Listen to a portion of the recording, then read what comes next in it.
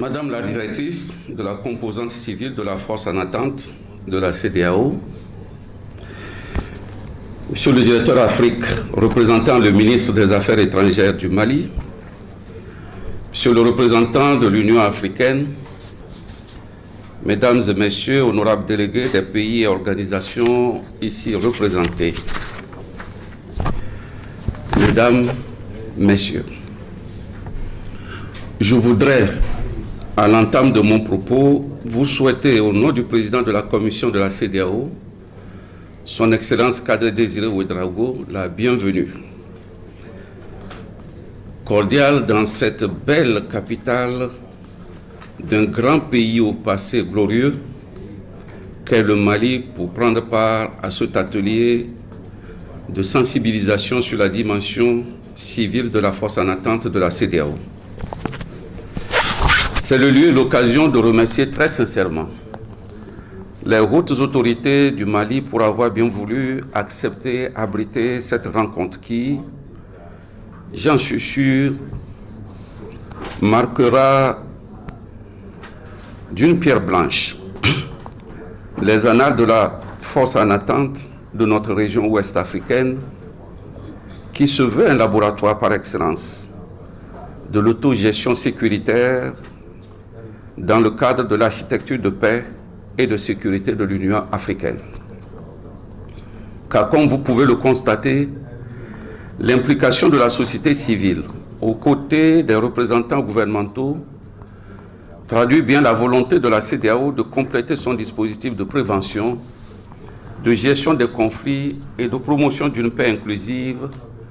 au bénéfice des populations et des pays membres. Distingués participants, qu'il me soit permis de rappeler brièvement qu'en début de l'année 2012, lorsque la CEDEAO a été contrainte par les événements dans le nord du Mali de déployer sa force en attente, conjointement avec le Tchad et la France, dans le but de mater l'occupation criminelle de ces zones par des hordes de terroristes et de djihadistes radicaux, seules les composantes militaires et de police étaient de la partie. La composante civile n'a pas été du tout déployée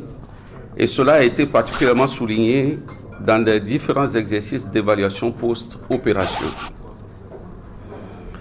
Cette mise à l'épreuve du caractère multidimensionnel des opérations modernes de soutien à la paix a donc nécessité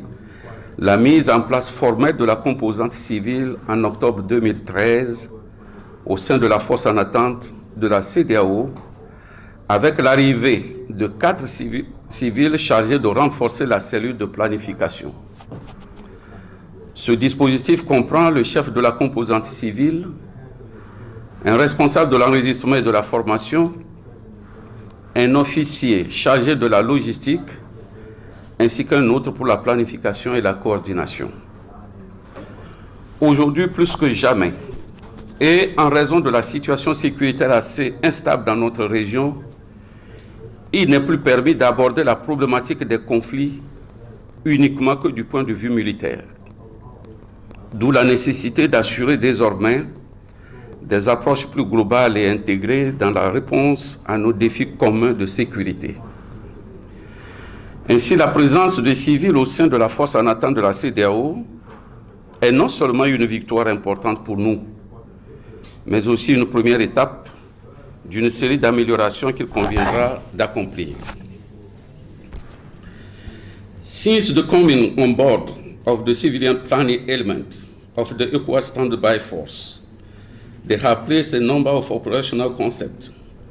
to guide the civilian dimension, work more narrowly, but more broadly to guide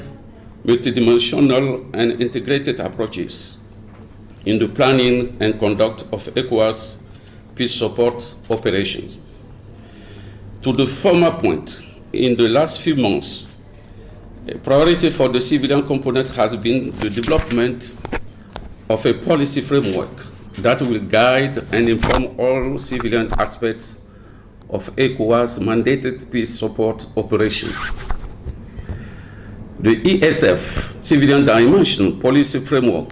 which was validated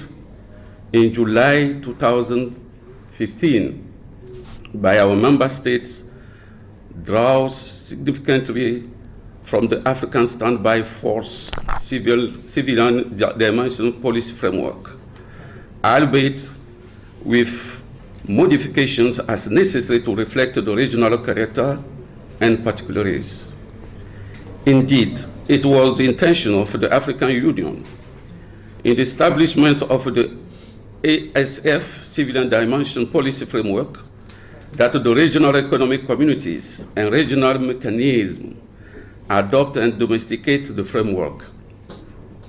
To my knowledge, this has already been achieved at Southern, Central, and Eastern region level. We are assembled here today because we would like to get our civilian counterparts from our member states to participate more deeply in the deployment of the civilian dimension of the ECOWAS Standby Force. The purpose of this workshop is to sensitize you the focal points from our member states with enhanced knowledge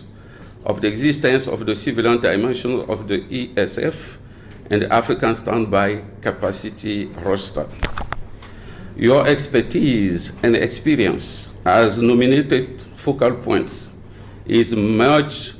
welcomed, and I believe we have all come well prepared to contribute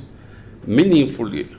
towards achieving the objectives of the sensitization workshop.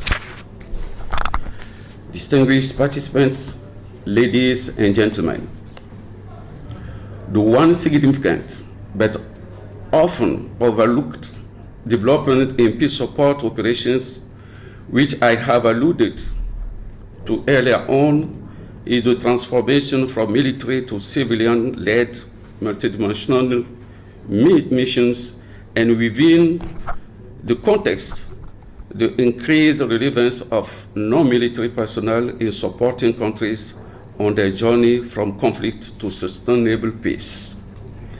Civilians now increasingly play prominent roles in PSO, both as substantive functionary or mission support functionary. These functions are played also at strategic, operational, and tactical levels of command and control. In view of these emerging facts and the changing nature of PSO, a well-planned and coordinated approach to civilian deployment cannot be overemphasized. Ladies and gentlemen, before I conclude, let me express ECOWAS Commission's sincere gratitude to our member states for nominating this high caliber of personnel as focal points. I thank you also for availing yourselves of the opportunity to participate in this workshop, and we look forward to engaging with you in the next few hours. On this note, I wish you all fruitful deliberations. Thank you.